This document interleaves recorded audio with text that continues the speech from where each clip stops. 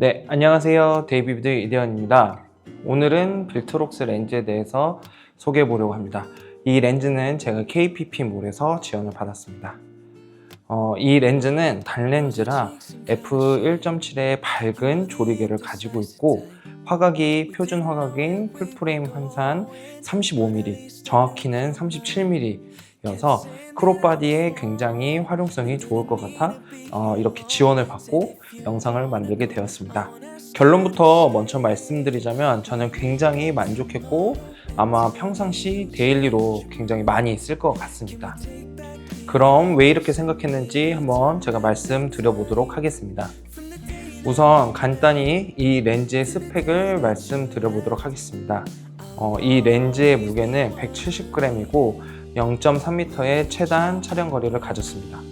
그리고 10군 12회 렌즈 구성이고 오토포커스를 지원하며 STM 모터를 가지고 있고 필터 사이즈는 52mm입니다.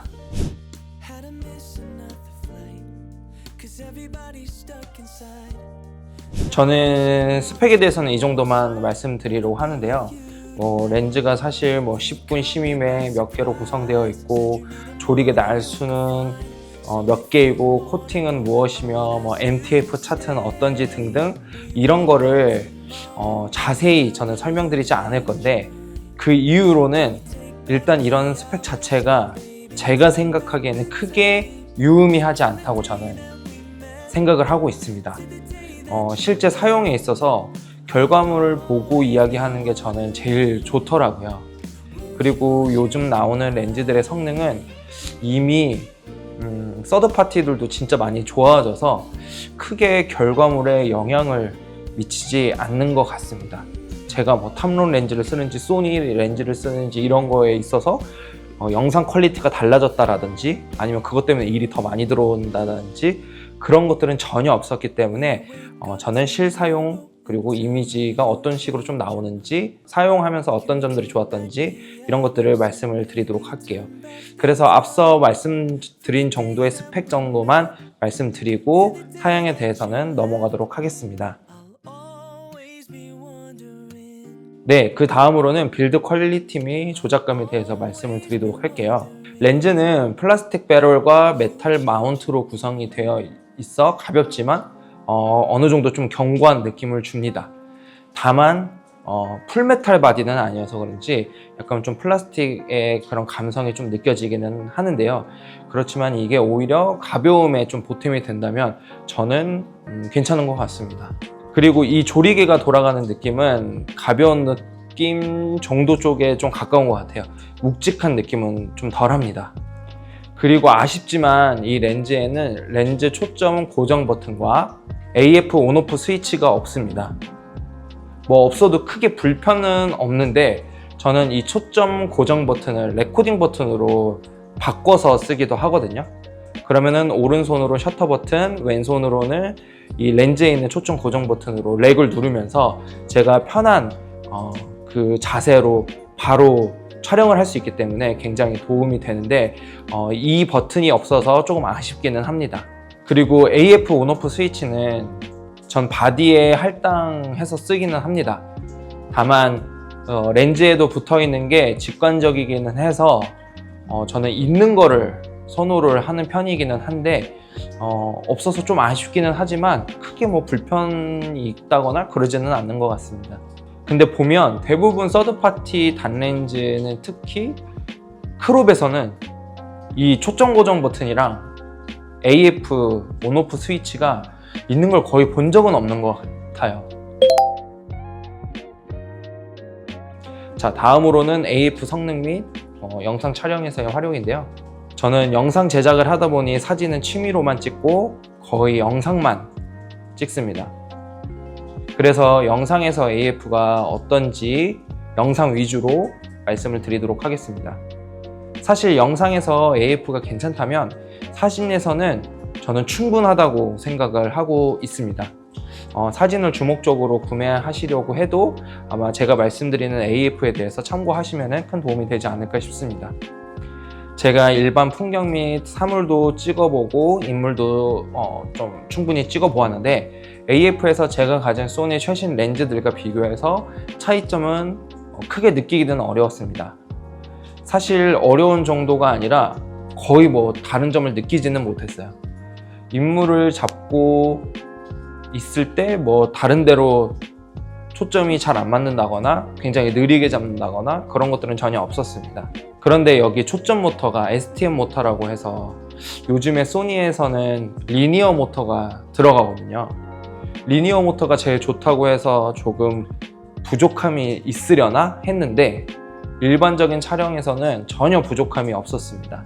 리니어 모터가 굉장히 빠르다고 해요. 그래서 빠른 이동에 적합하다고 하는데 저는 35mm 렌즈로 스포츠, 새, 엄청나게 빠른 뭔가를 찍기는 조금 미리대가 적합하지는 않다라고 생각을 하거든요.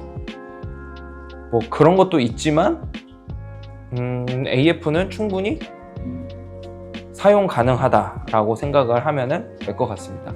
그리고 이 STM 모터가 굉장히 조용하더라고요. 그래서 영상 촬영 때도 아무런 문제가 없었습니다.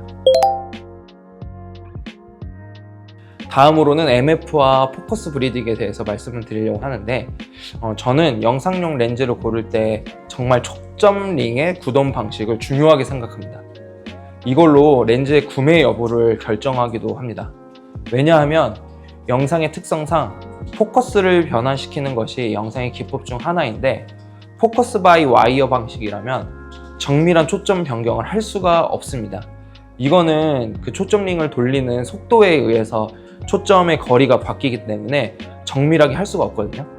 그래서 특히 이 시그마 렌즈들이 되게 많은 것 같아요. 포커스 바이 와이어 방식이. 그래서 제가 시그마 렌즈들은 거의 잘 쓰질 않는데 이 빌트록스 렌즈는 제가 기대하지 않았던 초점링에서 굉장한 만족감을 주었습니다. 이게 100% 리니어인지는 모르겠어요. 근데 제가 가지고 있는 다른 리니어 방식과 진짜 시네 렌즈들과 비교해서 사용을 해봐도 초점링을 변경했을 때 거의 리니어에 가까운 영상용 풀링이 부드럽게 돌아가는 것 같습니다. 그리고 포커스 브리딩, 저는 이 부분은 사실 크게 신경은 쓰지는 않아요. 그래도 포커스 브리딩이 있는 것보다는 없는 걸 더 좋아하기는 합니다. 이 렌즈는 포커스 브리딩도 거의 없었습니다. 그래서 실사용에는 눈에 띄지는 않았던 것 같아요. 그리고 제가 다시 한번 이렇게 테스트를 해봐도 포커스 브리딩 거의 없는데? 라고 생각이 들었습니다.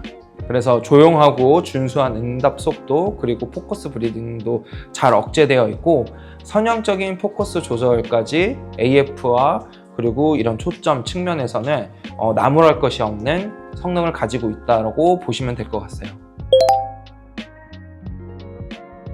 그리고 다음으로는 밝은 조리개입니다. 저는 사실 풀프레임에서는 밝은 조리개를 그다지 추구하지는 않았어요. 2.8이면 충분하고 F4도 쓸만하다 이렇게 생각을 하고 있었습니다.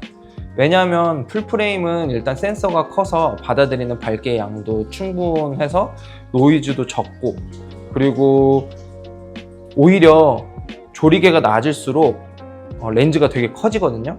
그래서 저는 밝은 거를 그다지 추구하지는 않았었습니다.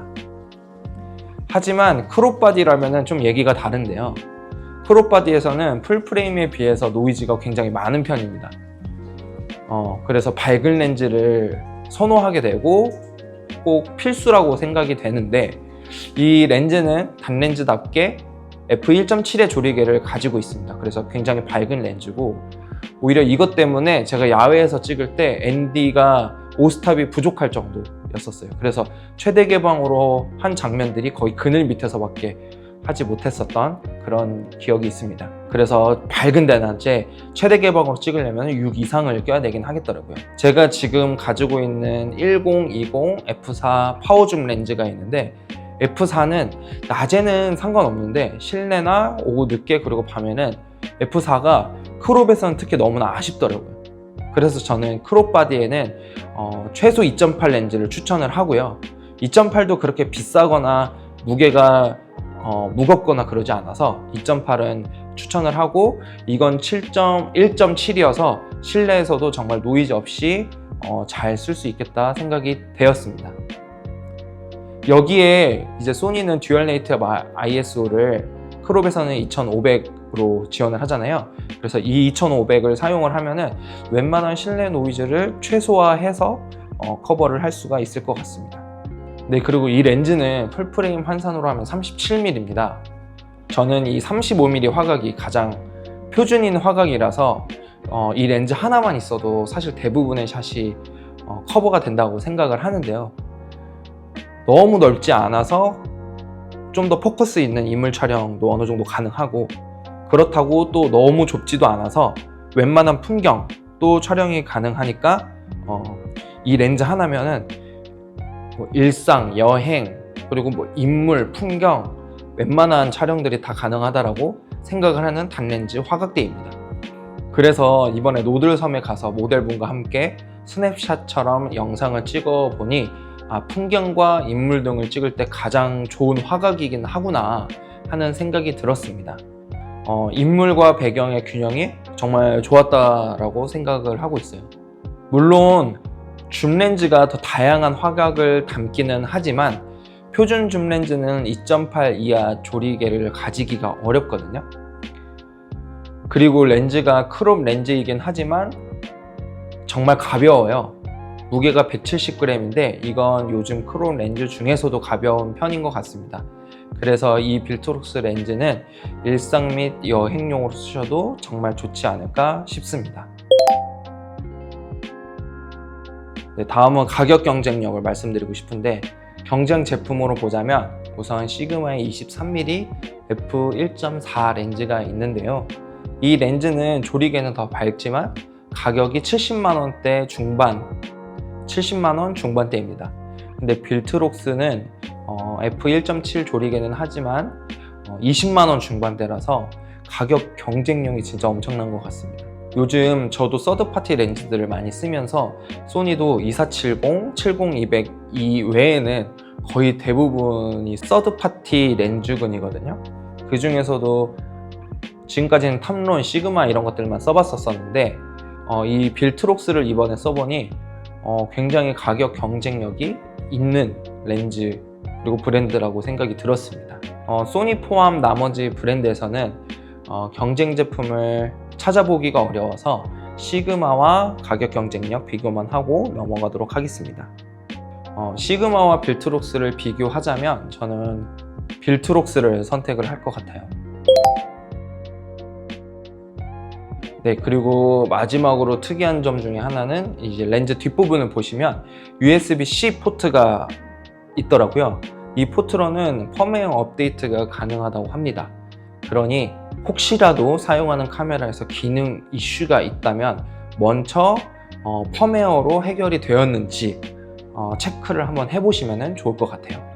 요즘에는 계속 바디들도 업데이트가 되기 때문에 렌즈들도 계속 같이 업데이트가 되는 게 저는 굉장히 중요하다고 생각을 해서 이렇게 USB-C 포트로 업데이트를 하는 거는 굉장히 좋다고 생각을 하고 있습니다. 여기까지 제가 실제로 사용해보고 느낀 점을 말씀을 드렸는데요. 여러분들 어떠셨나요? 저는 아마 일상이나 밝지 않은 실내에서 인터뷰 촬영할 때 유용하게 쓸 것 같습니다. 현장에서 빠르게 인터뷰할 때 조명치기는 어렵고, 그리고 어수선할 때는 뒷배경을 날려서 찍는 게 되게 깔끔하고 좋거든요. 그럴 때 아마 이 25mm f1.7 렌즈가 유용한 렌즈가 되지 않을까 싶습니다. 네, 이 영상 내용이 도움이 되셨으면 좋겠습니다. 그럼 다음에도 또 더 도움이 되는 내용으로 찾아오도록 하겠습니다. 네, 지금까지 데뷔비드 이대현이었습니다. 감사합니다.